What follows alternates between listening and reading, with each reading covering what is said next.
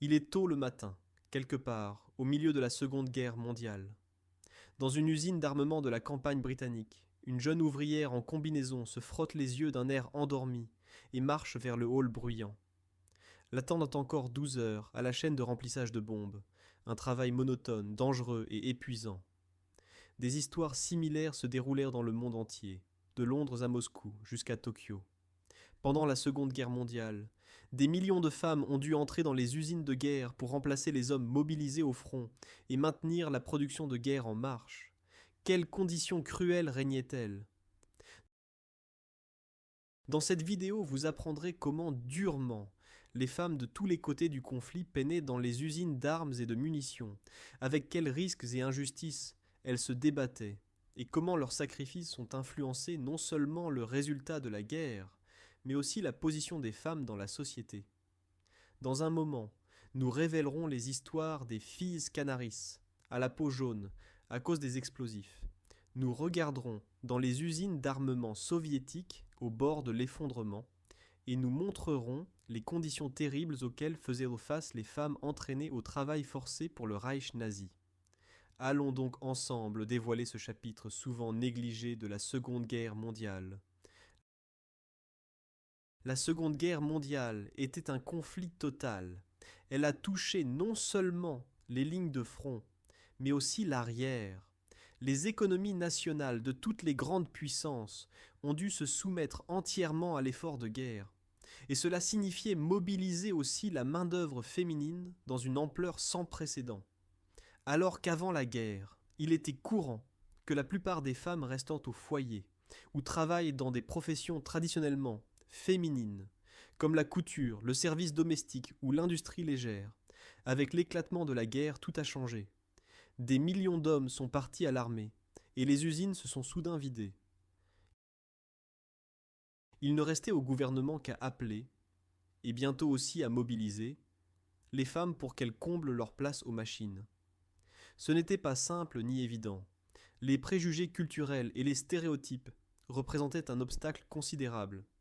Par exemple, au Japon régnait jusqu'au milieu du XXe siècle la conviction qu'une femme respectable devait, après le mariage, rester à la maison, auprès de la famille.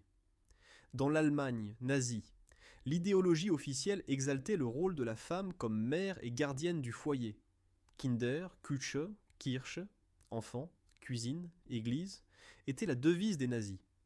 Tant que c'était possible, le régime hitlérien s'efforçait de maintenir les Allemandes hors des halls d'usine. En revanche, au Royaume-Uni ou en Union soviétique, dès les premiers mois de guerre, les femmes se portèrent volontaires pour le travail. Les gouvernements soutenaient leur aide par des affiches, des slogans et parfois des promesses d'égalité, qu'ils n'ont pas toujours tenues. La situation devenait critique surtout dans les pays qui faisaient face à une menace immédiate. Plus grand était le danger qui menaçait les nations, plus elles devaient briser les ordres établis et engager les femmes dans des rôles non traditionnels. Selon les statistiques gouvernementales, par exemple en Grande-Bretagne, au milieu de la guerre étaient employées dans une forme quelconque de travail de guerre essentiel près de 90% des femmes célibataires et 80% des femmes mariées. Un chiffre énorme que personne ne pouvait imaginer avant l'année 1939. Dans cette vidéo, vous apprendrez comment c'est arrivé et comment différemment ces femmes ont dû faire face aux exigences de l'époque dans diverses parties du monde. Avant de nous lancer sur des pays concrets, il faut se rendre compte que les femmes travaillaient pratiquement dans toutes les branches de l'économie de guerre. Elles fabriquaient des fusils, des chars, des avions, des navires et des munitions. Elles assumaient aussi des rôles de soutien, de la conduite de camions au soudage jusqu'à la manipulation de grues. Tout cela souvent dans un environnement qui était auparavant considéré comme masculin. Bien que beaucoup d'entre elles aient été motivées au début aussi par le patriotisme. Elles voulaient contribuer à la victoire. Elles se sont vite heurtées à la dure réalité. Des équipes épuisantes, des conditions dangereuses, de bas salaires et parfois les préjugés des collègues. Dans les chapitres suivants, nous verrons des exemples concrets de Grande-Bretagne, des États-Unis, de l'Union soviétique, de l'Allemagne nazie et du Japon. Dans un moment, Nous regarderons d'abord en Grande-Bretagne, où les femmes sont entrées sur le front intérieur dès les premiers jours de guerre et ont dû faire face non seulement à la fatigue, mais aussi aux bombes ennemies.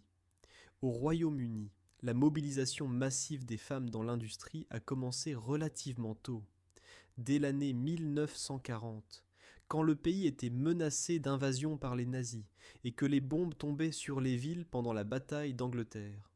Des centaines de milliers de Britanniques travaillaient dans les usines d'avions, d'armes et surtout de munitions.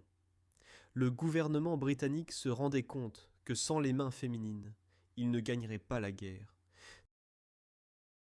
C'est pourquoi en décembre 1941, le Parlement a adopté la loi sur le service national, qui pour la première fois dans l'histoire a introduit l'affectation obligatoire au travail des femmes. D'abord étaient mobilisées pour les femmes célibataires, âgées maintenant de 20 à 30 ans. Progressivement, la portée s'est élargie. Les jeunes Britanniques, ainsi, au lieu des bureaux ou du foyer, entraient aux tours, aux presses et aux chaînes de montage. Selon les données de l'époque, cette politique s'est rapidement manifestée.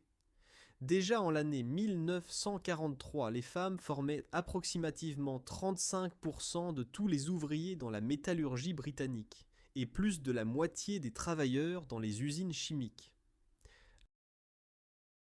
L'industrie chimique comprenait entre autres la production d'explosifs et de poudre, et c'est précisément là que les ouvrières britanniques ont rencontré certaines des conditions les plus cruelles.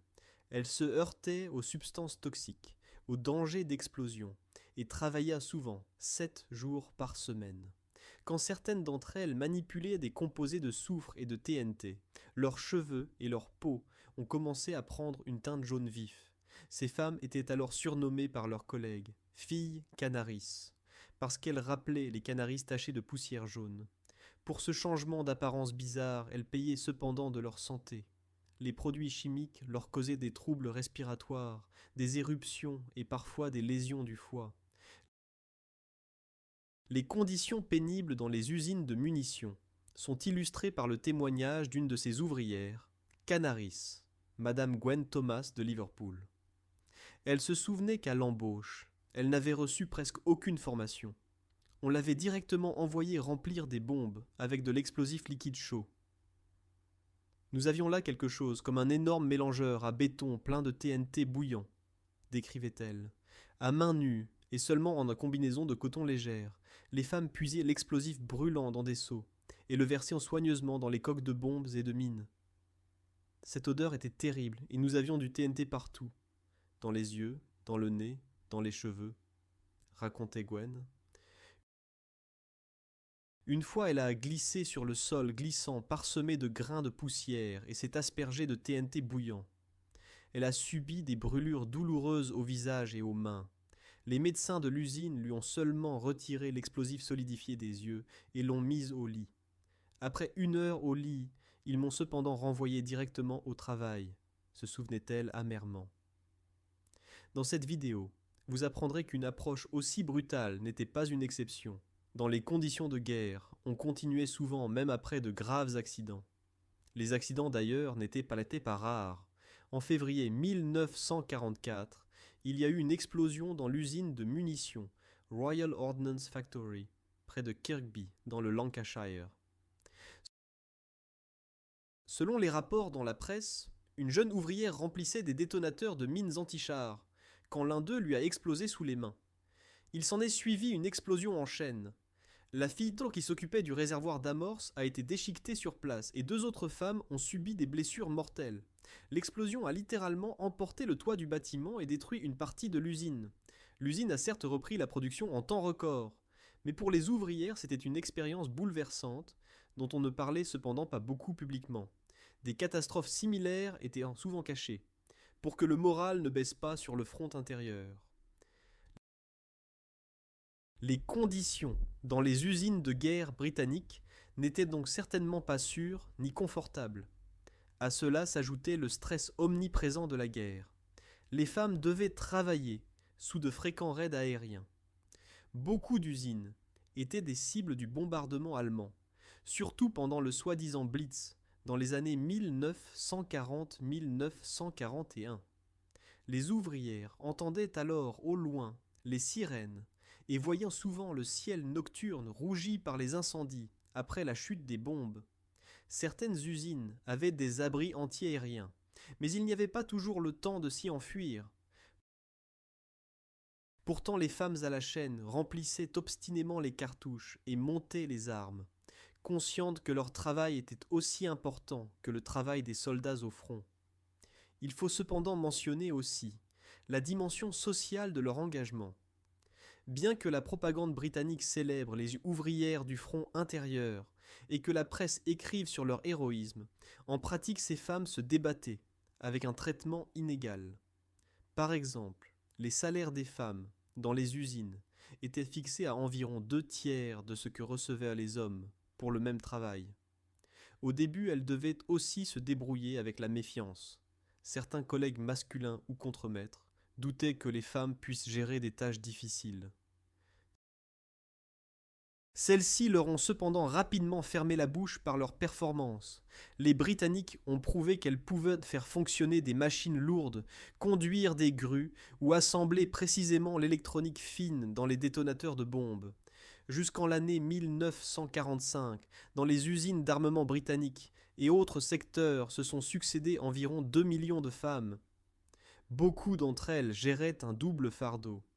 Après le travail à l'usine, elles s'occupaient à la maison des enfants et du ménage, parce que les crèches ou garderies n'existaient alors presque pas. Il est admirable que malgré l'épuisement, elles aient pu continuer jour après jour.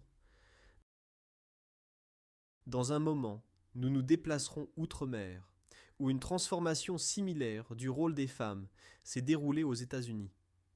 Vous apprendrez comment les Rosie the Riveter américaines, c'est-à-dire Rosie les riveuses, brisaient les stéréotypes et avec quels obstacles elles luttaient sur le front intérieur en Amérique. Aux États-Unis d'Amérique, l'engagement dans la guerre en l'année 1941 a causé un changement social fondamental. Après l'attaque japonaise sur Pearl Harbor, des millions d'Américains ont rejoint l'armée et l'industrie domestique souffrait d'un manque aigu de main-d'œuvre. Le gouvernement fédéral a donc lancé une campagne de recrutement massive pour attirer les femmes dans les usines de guerre. Est né le symbole iconique, Rosie the Riveter, en français Rosie la riveuse. Les affiches avec une fille déterminée en combinaison qui retrousse sa manche avec le slogan We can do it, nous pouvons le faire, ont encouragé les femmes à travers l'Amérique pour qu'elles n'aient pas peur de prendre le marteau et la soudeuse. Le résultat était énorme. Selon les estimations gouvernementales, pendant la guerre, environ 6 à 7 millions d'Américaines sont entrées dans des emplois traditionnellement masculins. La part globale des femmes dans la main-d'œuvre des États-Unis est passée d'environ 27% d'avant-guerre à 37% en l'année 1945. Cela signifie que presque chaque troisième personne qui travaillait en Amérique était vers la fin de la guerre une femme. Beaucoup d'entre elles ont pour la première fois absolument quitté le rôle de ménagère et sont devenues ouvrières dans une usine, conductrices de camions, dessinatrices techniques ou par exemple soudeuses de coques de navires. Les femmes américaines ont commencé à monter des bombardiers, construire des navires de guerre, emballer des parachutes ou fabriquer des munitions jour et nuit pour approvisionner le front. Le rythme de travail aux États-Unis était non moins élevé qu'ailleurs. La production de guerre devait rattraper et dépasser les ennemis le plus rapidement possible. Il était courant que les usines introduisent 3 équipes par jour, de sorte que la production fonctionnait sans arrêt. Les femmes travaillaient donc aussi pendant les heures nocturnes. Par exemple, dans l'énorme usine d'avions dans l'Inglewood californien, travaillaient des milliers de femmes au montage des bombardiers B-17 et B-25. Chaque jour quittèrent les portes de l'usine de nouvelles forteresses volantes, en grande partie assemblées par des mains féminines. Une telle responsabilité mettait une pression considérable sur les ouvrières. Une erreur lors du montage d'un avion ou d'une bombe pouvait avoir des conséquences tragiques sur le champ de bataille. Dans cette vidéo, vous apprendrez comment les ouvrières se donnaient mutuellement du courage et de la fierté en se disant « Nous travaillons pour que nos gars soient en sécurité ». Chaque rivet bien fabriqué peut sauver la vie d'un soldat. Malgré l'élan patriotique, les femmes américaines n'ont cependant pas évité la discrimination et les difficultés. Selon les enquêtes de l'époque, les ouvrières dans l'industrie de défense recevaient en moyenne seulement environ la moitié du salaire par rapport aux hommes à un poste comparable. Beaucoup d'employeurs partirent du principe que les femmes devraient de toute façon après la guerre libérer leur place pour les hommes, et ainsi leur refusaient les promotions ou la croissance professionnelle. Certaines femmes faisaient aussi face aux préjugés ou directement au harcèlement au travail. Il arrivait que les hommes n'hésitent pas à faire savoir qu'une femme n'a rien à faire dans l'atelier. La propagande gouvernementale essayait de lutter contre cela en soulignant qu'une femme qui travaille est une patriote, mais la réalité dans les fabriques pouvait être hostile. Les Américaines noires avaient une position particulièrement difficile. Celles-ci se heurtaient souvent à une double barrière, comme femmes, et en même temps comme membres d'une minorité. Au début, certaines usines refusaient complètement de les accepter. Ce n'est que quand il manquait des travailleurs blancs que se sont ouvertes des positions aussi pour les Afro-américaines, cependant la plupart du temps aux postes les moins bien payés et les plus pénibles, comme le nettoyage ou les travaux auxiliaires. Malgré cela, elles aussi ont contribué à la victoire de guerre et ont gagné le respect. Par exemple, dans les chantiers navals de Richmond, en Californie sont nées des équipes de soudeuses noires, qui se sont bientôt égalées en productivité à toutes les autres. Les Rosie américaines devaient drer aussi les défis logistiques et familiaux. Les écoles maternelles, pour les enfants des mères qui travaillaient, étaient alors dans les langes, de sorte que beaucoup de femmes assuraient la garde des enfants par entraide. Elles se relayaient par exemple avec les voisines pour la surveillance, ou devaient compter sur la famille. Après la fin de la longue équipe, elles cuisinaient alors à la maison, nettoyaient et s'occupèrent de la famille, ce qui représentait une deuxième équipe en plus. Il n'est pas étonnant que l'épuisement était un phénomène fréquent. Les enquêtes d'après-guerre indiqueront qu'un grand nombre de femmes à cette époque souffraient de fatigue chronique, mais en même temps d'un sentiment de fierté qu'elles contribuaient à la défense nationale. Un slogan populaire disait "The girl he left behind is still behind him. She's a wow, woman ordnance worker." Librement traduit, la fille que le soldat a laissée à la maison se tient toujours derrière lui. C'est une femme dans une usine d'armement. Ce slogan ornait les affiches, montrant une fille souriante, en uniforme d'ouvrière d'usine, avec un insigne wow. Derrière la façade des sourires se cachaient cependant aussi des moments durs, particulièrement émotionnels, était quand arrivait la nouvelle que le mari, frère ou fils de l'une des ouvrières était tombé au front. Imaginons cette situation. Une jeune femme serre des boulons sur la coque d'un avion et soudain apprend que son mari est mort au combat. Pourtant, beaucoup d'entre elles ont continué le travail, parfois même avec encore plus de détermination.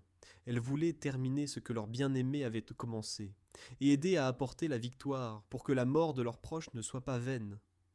Un trait intéressant du front intérieur américain était aussi que bien que les femmes dans les usines remplissent des tâches essentielles, elles n'étaient pas formellement mobilisées par l'État comme en Grande-Bretagne ou en Union soviétique. Toutes entraient volontairement, attirées par le patriotisme ou la perspective d'un gain. Le climat social changeait rapidement.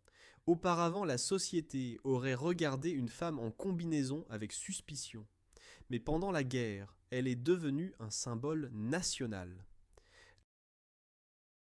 Les magazines et hebdomadaires apportaient des photos de Rosie, souriante, avec une perceuse pneumatique en main, et soulignaient leur féminité même dans un environnement masculin. Par exemple, on leur laissait souvent les ongles vernis, ou un foulard à pois, comme sur la fameuse affiche. Quand puis, en l'année 1945, la guerre s'est terminée, beaucoup d'Américaines espéraient garder leur position de travail durement gagnée. Mais la tendance opposée s'est produite. Les hommes revenaient du front et attendaient leur place en retour. Beaucoup de femmes ont ainsi été licenciées ou transférées à des postes moins qualifiés. Certaines sont retournées volontairement au foyer, d'autres à contre-cœur, et d'autres ont lutté pour pouvoir rester. Celles qui sont restées, on les a souvent rétrogradées des postes spécialisés vers des rôles auxiliaires.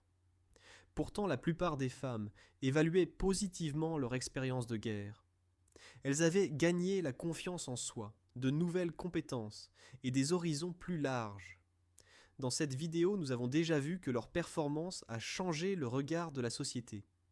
Elles ont semé les graines de l'émancipation ultérieure. C'est encore plus nettement que cela s'est manifesté en Union soviétique, où les femmes sont devenues, littéralement, l'épine dorsale de la production de guerre. Dans un moment, nous révélerons quelles conditions terribles régnaient dans les usines soviétiques, où le poids de la guerre tombait sur elles encore plus directement. Si les conditions en Grande-Bretagne et aux États-Unis étaient dures, en Union soviétique, elles ont atteint par endroits des limites que nous pouvons difficilement imaginer aujourd'hui. Quand l'Allemagne nazie a attaqué l'URSS en juin 1941, le pays s'est retrouvé dans un combat pour la survie pure. Des millions d'hommes soviétiques sont partis au front, et des centaines de milliers d'entre eux sont déjà morts ou tombés en captivité pendant les premiers 6 mois d'invasion. Soudain manquaient les bras non seulement pour défendre la patrie, mais aussi pour produire les armes, les munitions, pour cultiver les champs et maintenir le fonctionnement des villes. Les femmes soviétiques ont donc dû entrer littéralement partout. Selon les statistiques soviétiques, les femmes formaient déjà au milieu de la guerre, vers l'année 1943, environ 53% de tous les travailleurs dans l'industrie, donc plus de la moitié. Dans l'industrie de défense, armement, la part des femmes était prétendument encore plus élevée. On indique jusqu'à 60%.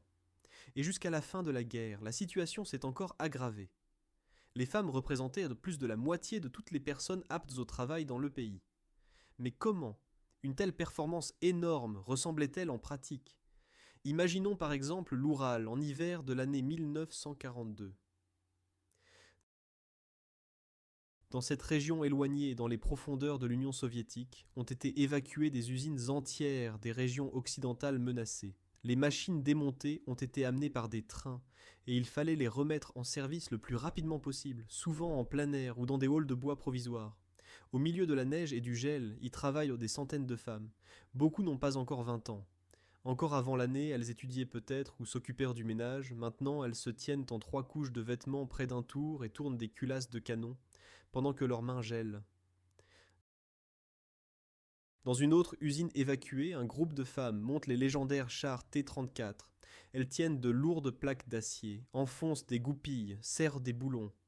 Un grand nombre d'entre elles souffrent en même temps de malnutrition, parce que les rations de nourriture à l'arrière sont misérables. Pourtant les pousse en avant la détermination de battre l'ennemi haï, qui dévaste leur pays. Les autorités soviétiques faisaient appel aux femmes par la propagande. Les affiches montraient des ouvrières souriantes, près des machines avec des devises comme « Tout pour le front, tout pour la victoire ». Les journaux apportèrent des histoires d'héroïnes du travail socialiste. Par exemple, une jeune tourneuse, qui a dépassé la norme quotidienne à 200%. Ces histoires devaient motiver les autres, à de plus hautes performances. Derrière les articles attrayants, se cachait cependant la corvée quotidienne, à la limite des possibilités humaines. Le régime de travail standard dans les usines de guerre soviétiques était extrême. Souvent, a été introduite une journée de travail de 11 à 12 heures, 6 jours par semaine. Selon les ordonnances, a même été supprimé le droit au congé. Les ouvriers et ouvrières n'avaient pas droit à aucun repos, sauf un seul jour de repos par mois. Cela signifie travailler 30 jours d'affilée, et puis avoir un jour de congé. Qui était en bonne santé, celui devait aller au tour ou à l'enclume, qui tombait malade. On essayait de le maintenir en marche au moins sur des tâches plus légères. L'assiduité était imposée strictement. Les absences non justifiées étaient punies, dans les cas extrêmes, même comme sabotage. Mais même s'il n'y avait pas eu de punition, la plupart des femmes sentaient l'obligation morale de travailler jusqu'à l'épuisement. Elles savaient que leurs frères et maris souffraient et mouraient au front et ne voulaient pas trahir leur sacrifice. Les conditions matérielles étaient lamentables. Beaucoup d'usines manquaient de chauffage de base ou d'éclairage suffisant, surtout celles évacuées et nouvellement construites à la hâte dans les steppes. Les femmes travaillaient en manteau, avec des gants coupés au bout des doigts, pour pouvoir manipuler de petits composants même dans le froid. Les équipements de protection étaient un luxe. Le bruit des presses et marteaux endommageait souvent l'ouïe, et la poussière du usinage des métaux bouchait les poumons. Quand manquaient les matériaux ou l'électricité, les ouvrières entreprenaient souvent d'autres travaux. Elles aidaient à décharger les wagons, fendèrent le bois, pelletaient le charbon dans les chaudières avec des pelles. Bref, faisaient ce qu'il fallait. Frappant était aussi le double engagement que portèrent les femmes soviétiques. Après l'équipe à l'usine ne les attendait pas le repos, mais d'autres travaux à la maison. Elles devaient chercher de la nourriture avec la maigre ration, faire la queue pour le pain, soigner les enfants, s'occuper des parents malades. Beaucoup d'entre elles vivaient dans des conditions incroyablement exiguës, par exemple dans des appartements communautaires bourrés de familles évacuées ou directement dans des logements provisoires près des usines. Le sommeil était souvent une denrée rare. Les archives parlent de femmes qui, de l'épuisement, s'endormaient directement à leur poste de travail près de la machine pendant les courtes pauses. Certaines se plaignaient dans des lettres qu'elles n'avaient même plus la force d'écrire à leur mari au front, tellement elles étaient défatiguées, pour ne pas les démoraliser. Il faut mentionner aussi le danger immédiat de la guerre auquel les femmes soviétiques faisaient face. Tandis que les usines, dans l'Oural ou en Sibérie, étaient relativement en sécurité. Celles à l'est de l'Ukraine, sur la Volga ou dans la banlieue de Leningrad et de Moscou, se trouvaient à portée des avions ennemis ou de l'artillerie. Par exemple, dans Leningrad assiégé, actuel Saint-Pétersbourg, travaillant même pendant les 900 jours de blocus beaucoup de femmes dans des ateliers de munitions et usines d'armement, parfois directement sous le feu. Il existe des rapports qu'en l'année 1942, il y avait à Leningrad plus de 100 000 femmes affectées à la production et réparation d'armes pour les défenseurs de la ville. Ces femmes souffraient en même temps de la faim. Pendant le pire hiver 1941/42, elles ne recevaient que quelques centaines de calories par jour. Pourtant, elles continuaient à fabriquer des fusils et cartouches, même quand leurs doigts gelaient au travail et leurs familles mouraient de faim. Selon le témoignage d'une ouvrière d'une usine de munitions de Leningrad, les femmes travaillaient souvent si affaiblies qu'elles devaient se soutenir mutuellement, mais n'abandonnaient pas leur poste jusqu'à ce que sonne la cloche de fin d'équipe. À l'autre bout du pays, à Stalingrad, travaillaient des milliers de femmes dans l'usine de tracteurs, qui pendant la bataille en l'année 1942 continuaient à produire des chars même sous un feu intense. Célèbre est la scène, décrite dans les chroniques soviétiques. Les ouvrières finissent un char, pendant que la ligne de front s'approche de l'usine. Encore chaud, le char de la dernière série, produite dans la ville encerclée, est ensuite prétendument sorti de la porte de l'usine directement dans le combat contre les Allemands. Bien que cette histoire soit partiellement légendaire, elle saisit la détermination des femmes, qui jusqu'au dernier moment servirent des machines même dans les ruines des halls bombardés. Le gouvernement soviétique essayait de reconnaître moralement l'effort surhumain de ces femmes. Certaines ouvrières remarquables ont reçu des décorations comme l'ordre du drapeau rouge du travail ou le titre de héros du travail socialiste. Globalement, cependant, la reconnaissance n'était pas proportionnelle au sacrifice. La propagande se concentrait plus sur les soldats du front. Les ouvrières restaient des héroïnes anonymes, en arrière-plan. Pourtant, c'est précisément leur engagement dans les usines et dans les champs qui a permis à l'Union soviétique de continuer le combat. Beaucoup d'historiens s'accordent que sans les femmes, l'économie soviétique se serait effondrée et la guerre n'aurait pas pu être gagnée. L'image touchante de la vie des femmes soviétiques pendant la guerre est complétée par le fait qu'en plus du travail d'usine, elles devaient souvent remplir aussi d'autres tâches. Elles construisaient des fortifications, creusaient des tranchées, travaillaient dans les champs. Parce que l'agriculture était aussi paralysée par la mobilisation des hommes. À la campagne, les femmes formaient en l'année 1944 près de 80% de la main-d'œuvre agricole. Elles labouraient les champs souvent à la main ou attelées aux charrues à la place des chevaux, que l'armée avait réquisitionnés. Un tel degré d'engagement de la population féminine, aucun autre pays n'a connu dans une telle ampleur. Quand la guerre s'est terminée, les femmes soviétiques étaient physiquement et psychiquement épuisées, mais pourtant les attendait encore une étape difficile, la reconstruction du pays dévasté. Malgré l'immense souffrance, beaucoup d'entre elles n'ont reçu qu'une reconnaissance modeste. Par exemple, ce n'est que des dizaines d'années après la guerre que les historiens et écrivains, comme par exemple Svetlana Alexievitch dans son livre « La guerre n'a pas un visage de femme », ont commencé à rassembler et publier les témoignages de ces femmes, révélant ainsi au monde ce qu'elles avaient vécu. Après tout ce que nous avons vu sur le front intérieur en URSS, la question se pose. Comment cela ressemblait-il de l'autre côté de la barricade, dans l'Allemagne nazie ?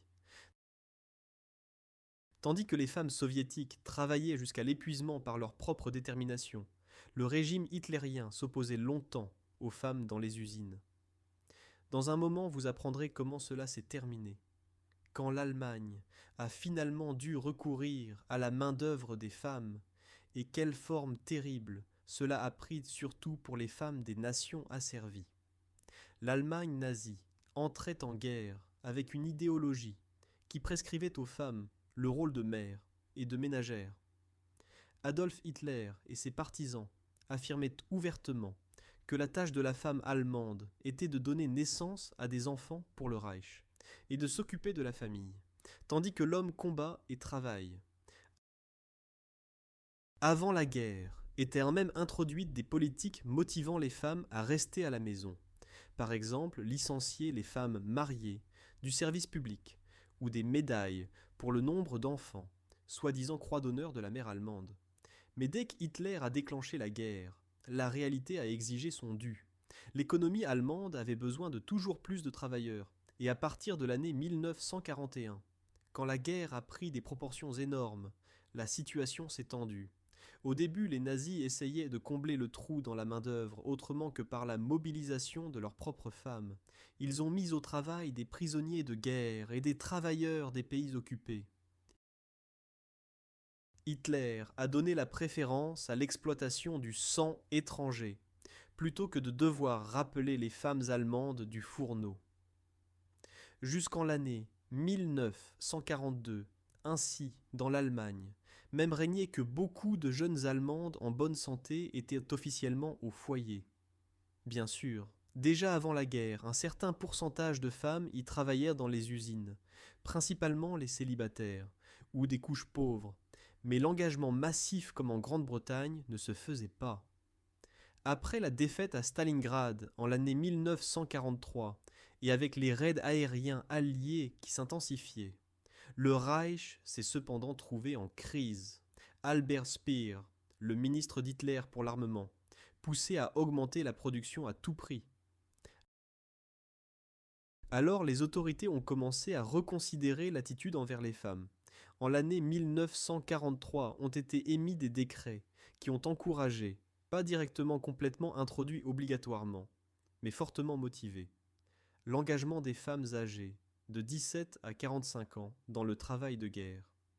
Beaucoup d'Allemandes sont ainsi entrées dans les usines, et souvent c'étaient celles qui avaient déjà des enfants adolescents ou ne travaillaient pas jusqu'alors. On ne peut cependant pas dire que les nazis aient jamais introduit un service de travail obligatoire des femmes aussi strict que les Britanniques ou les Soviétiques. On comptait beaucoup sur le volontariat, la pression de la propagande et l'affectation obligatoire seulement dans une mesure limitée. Pourtant, vers la fin de la guerre, les statistiques étaient éloquentes. La part des femmes dans la main-d'œuvre allemande augmentait. C'est ironique que dans certains aspects, l'Allemagne avait déjà avant la guerre un pourcentage plus élevé de femmes qui travaillaient que par exemple la Grande-Bretagne ou les États-Unis, surtout dans l'agriculture. Quand puis les hommes sont partis au front, les femmes ont en grande partie pris leur place dans les fermes et entreprises familiales, pour assurer la nourriture. Dans l'industrie s'est augmenté entre les années 1939 et 1944 le nombre d'Allemandes employées d'environ 2,5 millions. Le plus grand nombre d'entre elles sont entrées dans l'industrie légère, les usines textiles, mais aussi dans les usines d'armement et les usines aéronautiques. Par exemple dans les usines Škoda, Unternehmen Hermann Göring. Sur le territoire occupé de Bohême, travaillaient des centaines de femmes allemandes comme forces administratives ou laborantines, tandis que dans les usines d'avions Messerschmitt à Augsbourg ou de chars près de Berlin, apparaissèrent des femmes sur les chaînes de montage. Quelles étaient leurs conditions ? Pour les standards d'un monde en guerre relativement bonne, surtout en comparaison avec la souffrance ailleurs. Après tout, il s'agissait de citoyennes aryennes, du Troisième Reich, auxquelles le régime fournissait une certaine protection. Elles recevaient des rations alimentaires, comme les autres Allemands, ce qui jusqu'aux phases tardives de la guerre assura au moins une nutrition de base, bien que maigre. Au travail, elles avaient des pauses, quelque part même la restauration d'entreprises. Mais progressivement, la situation s'aggravait. Le bombardement allié de l'Allemagne à partir de l'année 1943 signifiait que les ouvrières devaient accomplir leur travail avec la conscience qu'à tout moment pouvait retentir la sirène et l'usine se retrouvait sous les bombes. Et ce n'était pas une menace vaine. Les Alliés détruisaient systématiquement les objectifs industriels. Par exemple, la production d'avions à Leipzig et ailleurs se déplaçait sous terre ou dans les forêts, où les halls de montage se déménageaient en camouflage après les raids. Certaines femmes étaient donc envoyées dans des assemblages provisoires, par exemple dans d'anciennes mines ou galeries de montagne. Là régnait le froid, l'humidité et un environnement exigu. Quand elles restaient dans les usines standards, elles devaient se débrouiller avec la peur. Lors des raids, elles couraient généralement vers les abris, contrairement aux travailleurs forcés étrangers, à leur sujet plus tard, auxquels c'était parfois refusé. Les femmes allemandes avaient accès aux abris antiaériens. Même ainsi, beaucoup ont vécu le bombardement sur leur propre peau. Il y a eu des cas où l'usine a reçu un coup direct, et des femmes étaient parmi les blessés et les morts. Par exemple, au cours du bombardement de Hambourg, en juillet 1943, opération Gomorrhe, ont péri aussi des dizaines d'ouvrières dans les raffineries et usines de munitions locales. Celles qui ont survécu devaient souvent, dès le lendemain, entrer au travail dans le hall bombardé ou être transférées ailleurs. Les ouvrières allemandes étaient aussi souvent affectées en y a des tâches plus légères que les hommes. Le régime essayait au moins de prétendre que le travail physiquement le plus lourd ou le plus sale, les femmes ne le feraient pas. Par exemple, dans les mines officiellement, les femmes ne devaient pas travailler. Pourtant, dans la réalité, il arrivait qu'au nom de la production, les femmes doivent aussi soulever de lourdes charges ou faire des équipes de nuit près des fours. Vers la fin de la guerre, quand manquaient désespérément les hommes, on en est arrivé aussi à des situations qui auraient été impensables auparavant. Par exemple, dans la défense anti-aérienne des villes allemandes, servirent des milliers de jeunes filles comme assistantes, soi-disant Flakhelferinnen. Celles-ci manipulaient les projecteurs de recherche, passaient les munitions aux canons anti-aériens, parfois même visèrent des cibles. Officiellement, elles ne devaient pas tirer, c'était fait par les hommes. Mais même ainsi, elles se trouvaient en danger direct lors des raids. De même, les filles de l'organisation Nazi-BDM, Union des filles allemandes, étaient affectées dans l'agriculture ou dans les hôpitaux, pour libérer le personnel pour le front. Un chapitre spécifique est le moral et la motivation des femmes allemandes. La propagande essayait de les convaincre que leur travail était aussi important que le service d'un soldat. Un slogan fréquent était « Der Mann an der Front, die Frau in der Fabrik » l'homme au front, la femme à l'usine. Cependant, beaucoup de générations plus âgées d'Allemandes étaient au début de la guerre réservées. Il ne leur semblait pas approprié d'aller à l'usine. Ce n'est que la dure réalité du bombardement et la misère de la fin de guerre qui les ont convaincus. Vers la fin déjà, telle ou telle femme disait « Nous devons tenir, sinon nos gars au front souffrent inutilement ». Il est important de se rendre compte que la situation des femmes allemandes était à double tranchant. D'un côté, elles avaient de plus de privilèges que leurs homologues dans les pays alliés ou occupés, et elles ne vivaient pas dans un tel manque extrême, jusqu'à la toute fin de la guerre. De l'autre côté, elles vivaient dans un état totalitaire, où elles ne pouvaient pas décider librement. Quand les autorités les ont appelées au travail, elles devaient entrer, sinon elles risquaient des sanctions. À la fin de la guerre, 1944-45, déjà pratiquement chaque Allemande en bonne santé jusqu'à 50 ans avait une obligation de travail assignée, si ce n'est dans l'usine.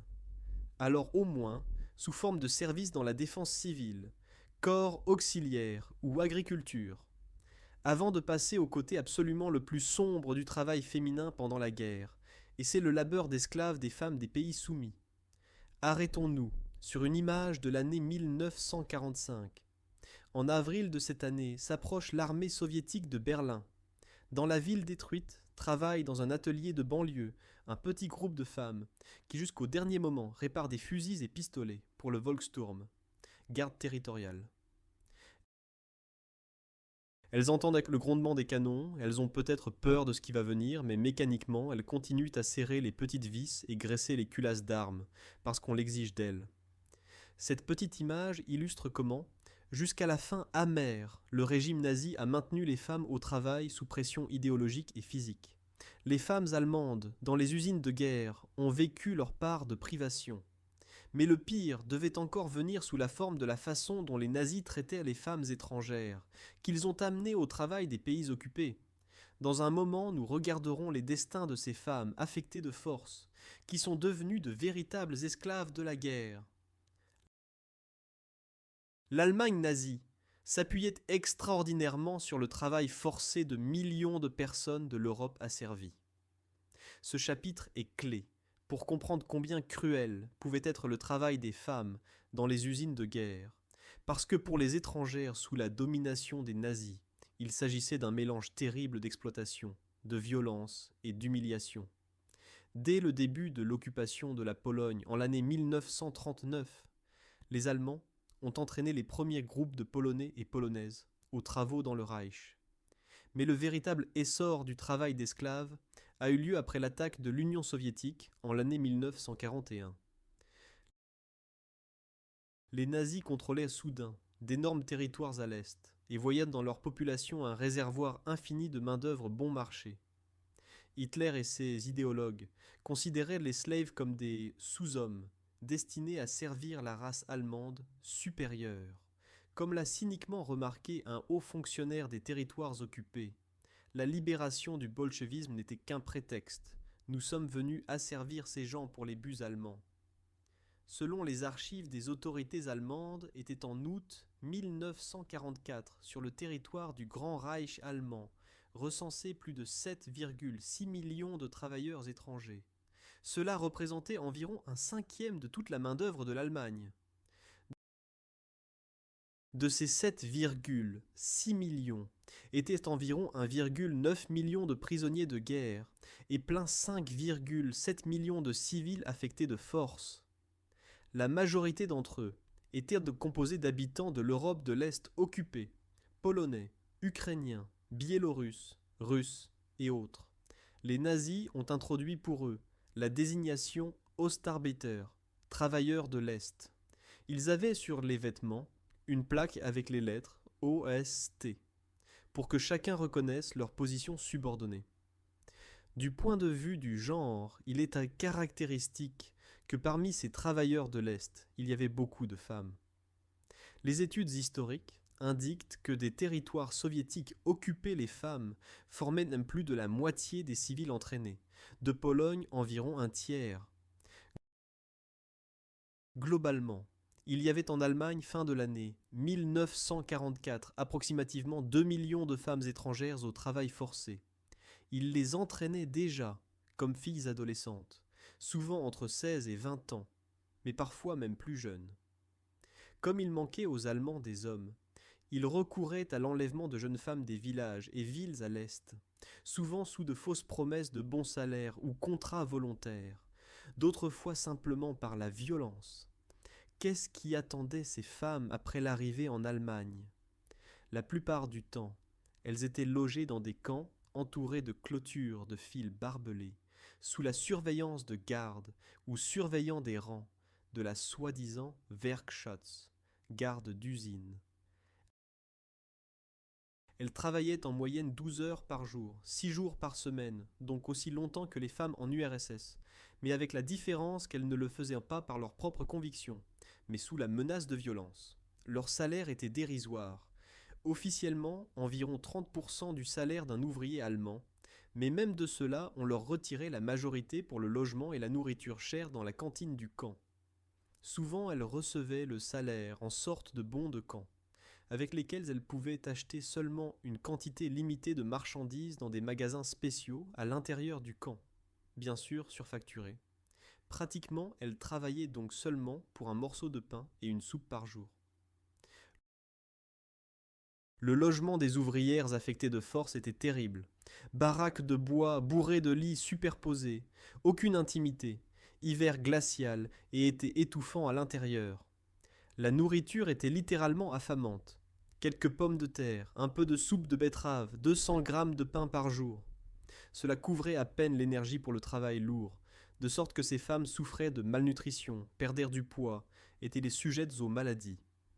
Les Allemands leur donnaient intentionnellement de plus petites rations de nourriture qu'aux autres groupes de travailleurs, par exemple ceux de l'Europe de l'Ouest, parce qu'ils les considéraient comme inférieurs. Pourtant, on attendait d'elles un rendement de travail complet, cruauté absurde. La discipline était maintenue dans les camps par la terreur. Les SS, la Gestapo ou surveillants d'entreprise, surveillaient la routine quotidienne. Toute faute, par exemple, ralentissement du travail, répondre, ou à Dieu ne plaise tentative de fuite, était punie brutalement. Les témoins décrivent que les ouvrières fugitives étaient après capture pendues, pour l'exemple directement dans l'enceinte de la fabrique, pour que les autres voient en allant à l'équipe. Courant étaient les coups et humiliations. Les gardiens déchargeaient leur colère sur les femmes épuisées, les insultaient en les traitant de cochonnes polonaises ou putains russes. Parfois les frappaient avec des matraques pour la moindre faute, d'autres fois juste par sadisme. Chapitre absolument sombre était la terreur sexuelle à laquelle les ouvrières de l'Est étaient exposées. Elles étaient jeunes et sans défense dans un pays étranger, et malheureusement de nombreux cas de viol de la part de surveillants, ou même de maîtres civils, ne sont pas une exception. La politique raciale nazie interdisait certes strictement les rapports intimes entre Aryens et travailleurs de l'Est, sous peine de mort pour l'homme et la femme. Il désignait cela comme Rassenschande ou souillure de la race.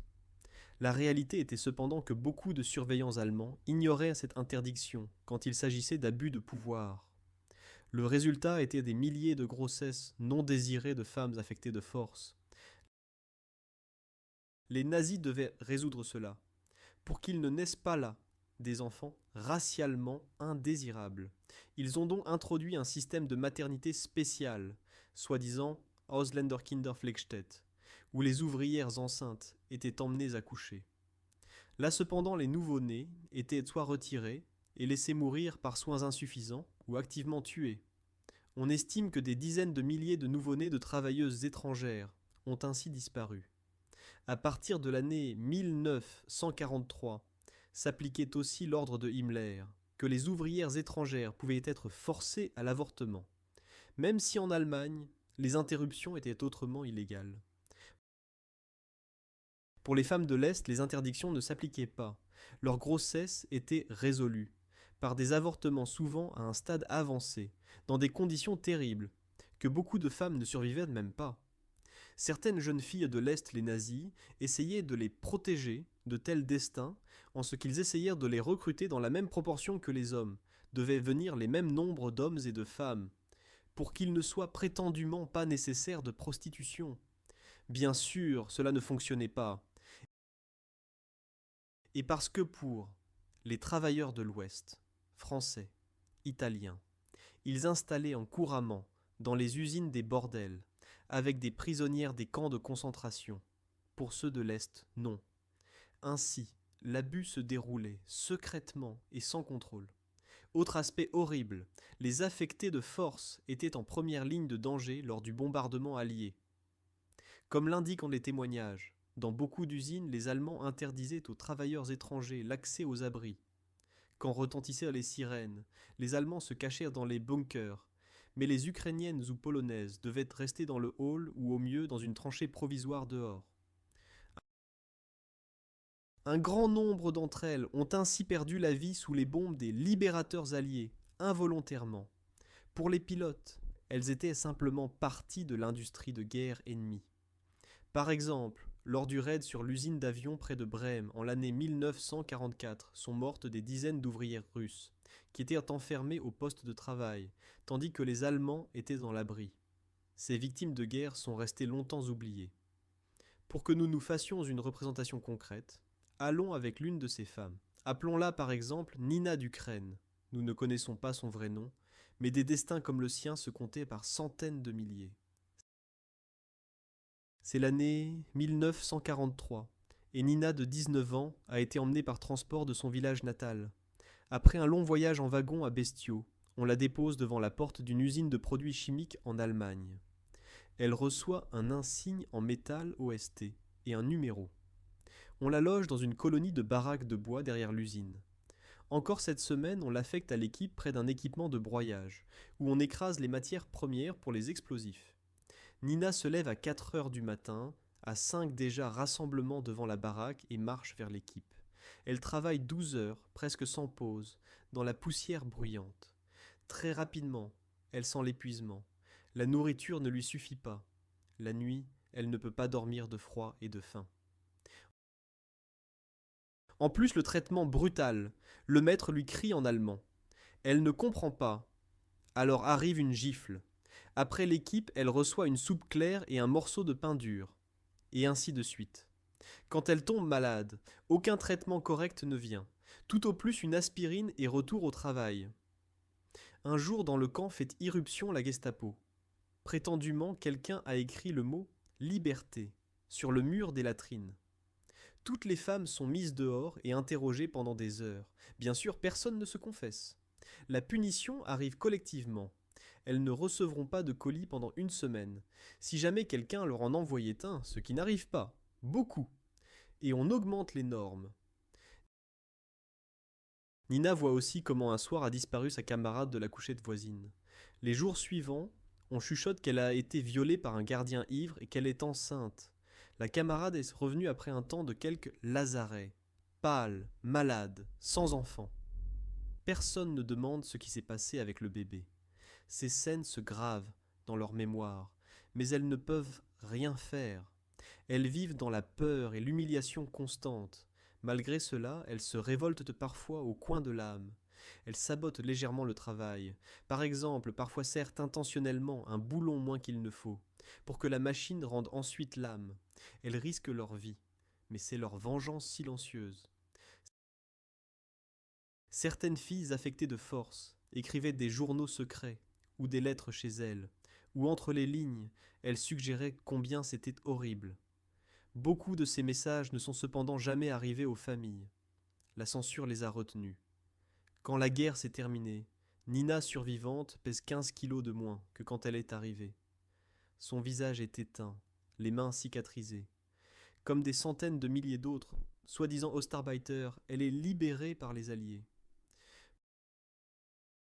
Pour beaucoup, cependant, le traumatisme ne finit pas.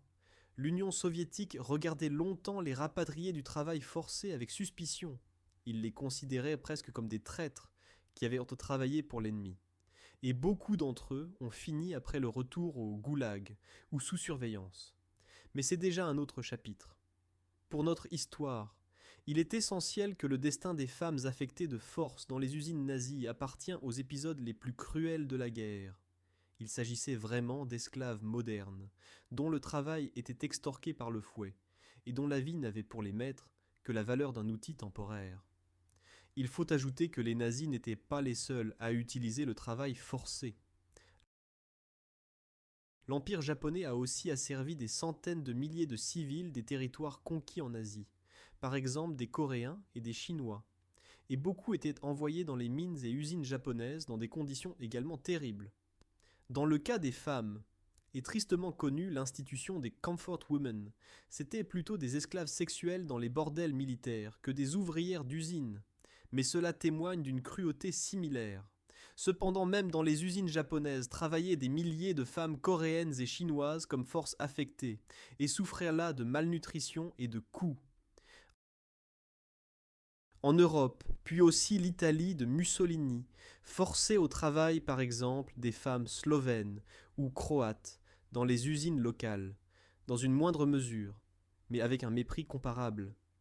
Maintenant, nous avons donc vu les extrêmes, de l'effort héroïque des propres femmes dans les pays alliés jusqu'au traitement inhumain des femmes sous la domination du nazisme. Il nous reste à regarder encore dans un coin important de la guerre, le Japon, où la société traditionnelle a dû aussi recourir à l'affectation des femmes dans l'industrie. Cette histoire-là a certes des décors différents, mais les exigences sur les femmes étaient également énormes. Dans un moment, nous regarderons au Japon vers la fin de la guerre, quand de jeunes filles se tenaient près des tours au son des sirènes et sous la surveillance attentive des autorités impériales. Au Japon s'est déroulé un changement du rôle des femmes, en beaucoup similaire à celui en Europe, bien qu'avec retard et spécificité donnée par la culture japonaise. Au début de la guerre en Asie, vers l'année 1937, quand le Japon a attaqué la Chine, régnait au Japon un ordre fortement patriarcal. La plupart des femmes, après le mariage, quittèrent le travail payé et se consacraient à la famille.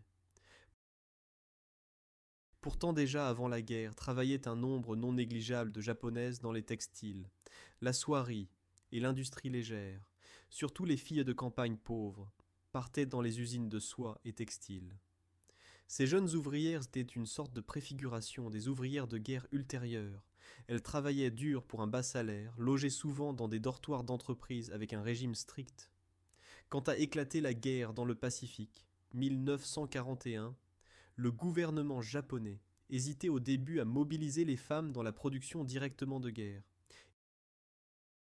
Il préférait les engager dans des associations de volontaires. Les femmes cousaient des uniformes, emballaient des provisions, organisaient des collectes pour soutenir les soldats, mais formellement n'allaient pas en si grand nombre dans les usines d'armement. Mais comme la guerre continuait et augmentait les morts et blessés, le Japon aussi a dû commencer à utiliser le travail féminin dans les usines de plus en plus. Le tournant est arrivé vers l'année 1943, après de grandes pertes dans les combats du Pacifique. Alors sont nés les corps de travail féminin volontaires, soi-disant Kinrotai. Un an plus tard, en l'année 1944, déjà les autorités japonaises ont ordonné que toutes les femmes qui sont capables et n'ont pas de petits-enfants. En pratique, c'étaient les filles célibataires, au-dessus de 14 à 15 ans, et les mariées sans enfants, jusqu'à environ 30 ans, ont l'obligation soit d'aller à l'usine, soit d'aider dans l'agriculture ou autres secteurs clés. Cela a augmenté d'un bond le nombre de femmes dans la production. Selon les données gouvernementales japonaises, travaillaient fin de l'année 1944 plus de 4 millions de femmes dans 17 secteurs industriels clés. Usines aéronautiques, munitions, usines électrotechniques, usines chimiques, pharmaceutiques et textiles. Pour beaucoup de femmes japonaises, cela signifiait un bouleversement choquant dans la vie. Par exemple, les étudiantes du secondaire et du supérieur étaient massivement retirées des études et envoyées à l'aide au travail, dans les usines. Les histoires de cette époque racontent comment, par exemple, toute une classe de filles s'est alignée, a reçu des uniformes de travail et est partie vers l'usine de locomotives ou au montage d'avions. Là, on leur a assigné des tâches de base et elles ont dû apprendre rapidement. Les conditions dans les usines japonaises vers la fin de la guerre étaient dures et se dégradaient constamment. Les Japonaises étaient habituées à la discipline et au travail dur, mais maintenant, elles faisaient face aussi à la pénurie de guerre. Le manque de nourriture au Japon dans les années 1944 à 1945 a atteint un niveau critique. Beaucoup de femmes décrivaient dans leurs journaux et souvenirs la faim constante. Les rations de riz s'amenuisaient. Parfois étaient remplacées par des mélanges avec des pommes de terre ou du millet. Les ouvrières avaient droit à une certaine ration supplémentaire à cause du travail lourd, mais réellement elle ne leur arrivait souvent pas, ou était insuffisante. Aussi les vitamines et protéines manquaient, ce qui menait à l'affaiblissement de l'organisme. Les femmes japonaises dans les fabriques étaient en plus, en l'année 1945, exposées aussi à une terrible nouvelle menace, le bombardement allié des villes japonaises, principalement le bombardement destructeur avec des bombes incendiaires. Par exemple, lors du bombardement en tapis de Tokyo dans la nuit du 9e au 10e mars 1945 ont brûlé 100 000 civils, et parmi eux, sans doute aussi, un nombre non négligeable de femmes qui travaillaient, qui n'ont pas réussi à s'échapper des ateliers et baraques en feu. L'organisation du travail dans les usines japonaises était strictement hiérarchique et militarisée. Les ouvrières étaient souvent logées dans des dortoirs d'entreprise ou logements collectifs directement près de l'usine. Là les surveillaient des maîtresses ou surveillants, qui veillaient au respect du régime. Réveil, gymnastique avec cris de promesse de fidélité à l'empereur, puis longue équipe. Il arrivait aussi des contrôles de pensée. Par exemple, on exigeait l'écriture de journaux, comme nous avons vu chez une étudiante, Terada Miyoko, dont le journal lisait les supérieurs. Dans ces journaux, les filles devaient manifester enthousiasme et gratitude pour la possibilité de servir la patrie. Terada, dans son inscription de janvier 1945, a déjà noté avec amertume que de son groupe de 17 camarades de classe envoyés à l'usine, en venaient aux équipes de moins en moins. En décembre 1944, encore 15. En janvier, déjà 12 et en février seulement 5 filles. Les autres étaient apparemment trop malades, évacuées hors de la ville, ou même mortes lors des raids ou de maladies. Terada l'a noté de façon passive-agressive pour que ses supérieurs le voient. Visiblement, elle voulait ainsi pointer l'absurdité de la situation, même si l'écrire directement, elle ne pouvait pas. Ces journaux contiennent parfois une critique cachée. Cela a la valeur de témoignage sur le moral qui baisse. Vers la fin de la guerre, déjà même la direction japonaise a dû admettre que la situation des femmes était déplorable. Les usines aéronautiques ne réussissaient pas, à cause du manque de matériel et de la fatigue des ouvrières à remplir les plans.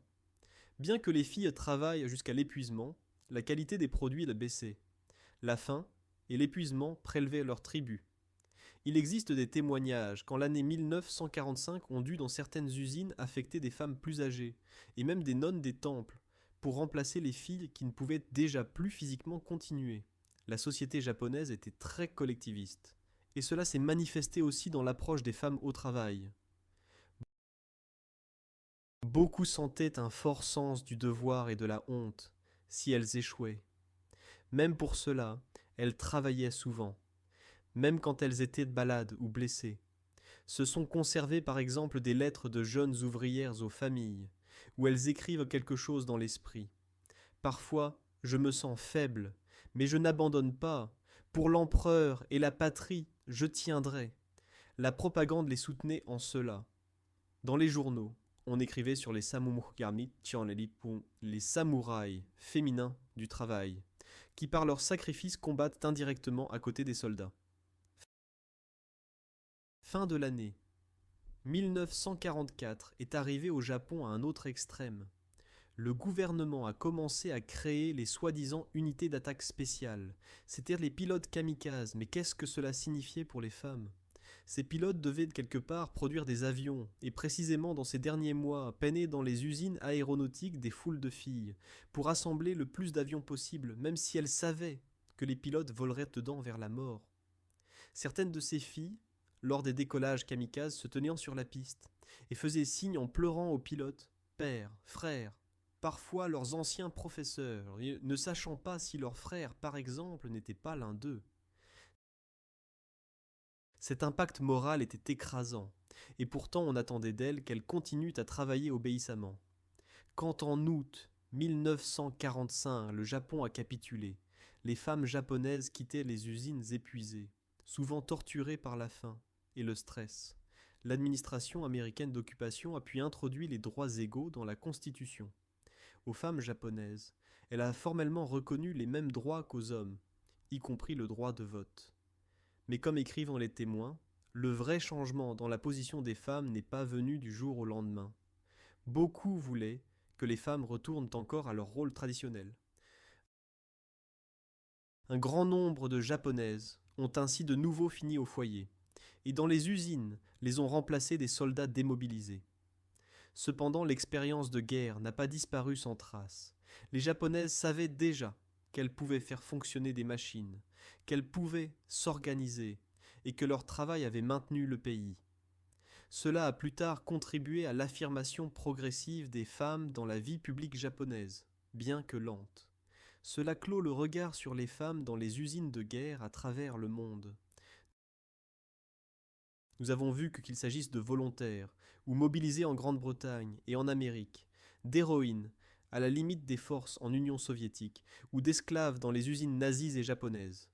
Partout les femmes ont porté un fardeau énorme et s'en sont sorties avec honneur, malgré la cruauté des conditions.